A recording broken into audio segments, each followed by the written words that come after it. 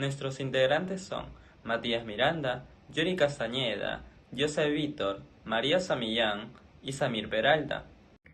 Bien, en este trabajo abordaremos la protesta campesina en el Perú entre 1930 hasta el 68, dentro del contexto de la crisis oligárquica.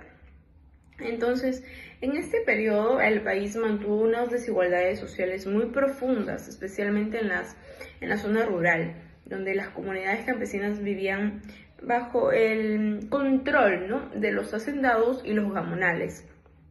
Uno de los problemas más importantes fue la concentración de la tierra. Gran parte de la mejor tierra trabajada está en manos de los hacendados, mientras que los campesinos pues trabajaban tenían un acceso muy limitado para trabajar, o si no trabajaban en condiciones de dependencia, ¿no? ¿Qué resultado tuvimos?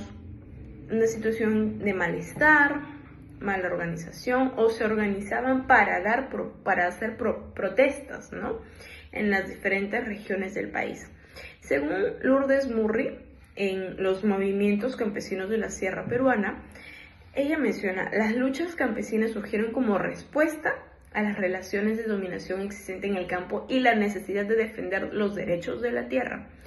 Por eso la protesta campesina no debe entenderse solo como un conflicto económico, sino también una reacción social frente a la exclusión, el abuso y la falta de reconocimiento a la población campesina. Y esto es un tema muy importante que nos va a permitir entender cómo las demandas del campo debilitó el orden oligárquico y prepararon el camino político y social a lo que es el Perú, ¿no?, después de esos años. Durante la época de la oligarquía se desarrollaron diversos conflictos sociales, principalmente debido a la protección de las élites y la exclusión de las masas. Entre ellas los campesinos, un grupo que será analizado en este video para comprender el contexto en el cual vivían los campesinos. Resulta ser útil revisar la carta enviada por Hugo a José María Arguedas, uno de los escritores más influyentes del Perú. A diferencia de otros muchos autores de su época, Arguedas retrataba la realidad peruana sin ocultar sus dificultades ni injusticias. Al inicio de la carta se puede evidenciar que el propio Arguedas sentía pena y vergüenza de escribir en quechua, lengua predominante entre los campesinos. Asimismo, se aprecia forma en la que los campesinos se trataban entre ellos, muy distinta al trato que recibían por parte de los gamonales.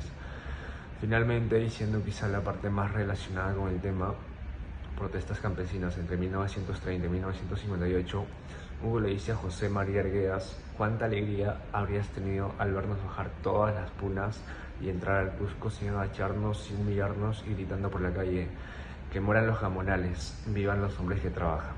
En esta parte les voy a explicar sobre la protesta campesina en la Sierra Peruana. Según María Lourdes Murri, desde los fines de los años 50 y durante los años 70, los campesinos comenzaron a organizarse porque sufrían abusos, pérdida de sus tierras y trabajos obligatorios sin pago.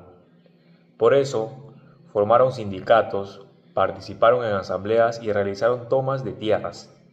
Un caso importante fue la Convención Hilares en Cusco, donde los campesinos exigían eliminar el trabajo forzado y defendían la idea de que la tierra debía ser para quien lo trabajaba.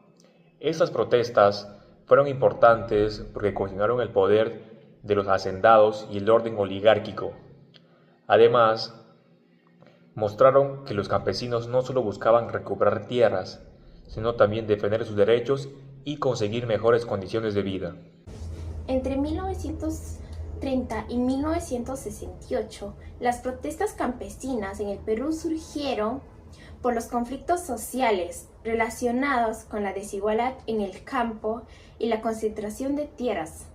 En regiones como la Convención, los campesinos comenzaron a organizar unos sindicatos para defender sus derechos y exigir cambios sociales, económicos y políticos dentro de su país.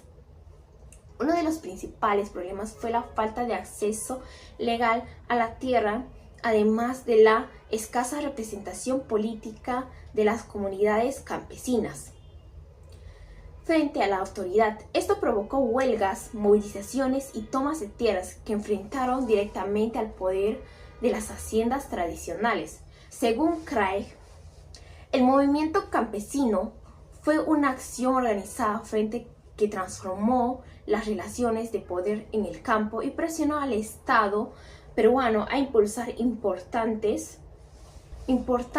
reformas agrarias durante el siglo XX. En conclusión, aprendimos que las protestas campesinas surgieron en un contexto de profunda desigualdad, donde comunidades vivían bajo el control de los hacendados y el sistema gamonalista, sufriendo el despojo de sus tierras, de un trabajo obligatorio sin pago y la exclusión política y social, donde a través de la carta de Hugo Blanco y Arguedas entendemos que estas luchas tenían un profundo sentido de justicia colectiva. Por ejemplo, cuando el campesino celebra el fin del poder de los gamonalistas, con base a esto nosotros podemos entender y argumentar que este tema sigue muy presente en la actualidad. Por ejemplo, en abril de 2025, el Congreso peruano promulga la Ley 32.293, que permite formalizar invasiones sobre tierras comunales campesinas, lo cual ya ha sido denunciado como un nuevo despojo legalizado contra las comunidades.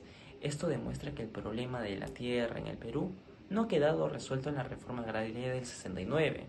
Por eso, entender las protestas campesinas de esta época no es solo estudiar el pasado, sino comprender por qué el Perú rural sigue siendo un espacio de desigualdad y lucha, donde las comunidades continúan defendiendo sus derechos, igual que hace ya más de 60 años. Gracias.